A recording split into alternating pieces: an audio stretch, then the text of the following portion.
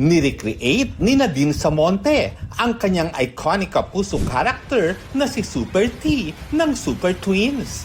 Kasama niya this time ang daughter na si Heather. Super Twins!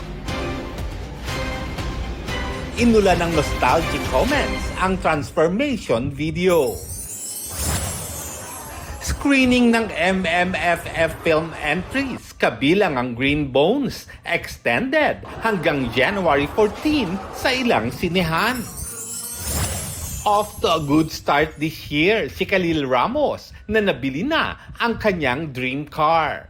Rocking her new hairstyle naman si Sanya Lopez. Certified OPA na sina Park Seo-joon, So Kang-joon magbabalik drama ngayong 2025. Zendaya, engaged na nga ba kay Tom Holland? Kapuna-puna kasi ang diamond ring niya sa red carpet ng 82nd Golden Globes.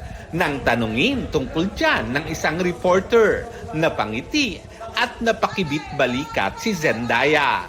Wala pang official statement mula sa power couple. Sa mismong award ceremony, nakakuha ng kanyang first ever acting award si Demi Moore para sa pelikulang The Substance.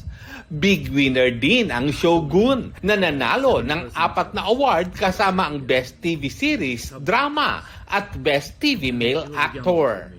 The Brutalist na nakakuha ng Best Movie Drama at Best Drama Film Actor for Adrian Brody.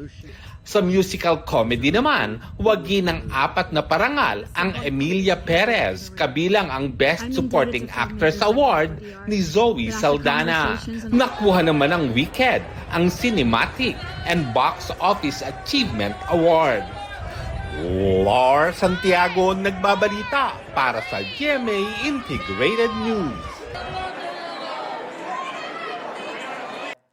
Huwag magpahuli sa mga balitang dapat niyong malaman. Mag-subscribe na sa GMA Integrated News sa YouTube.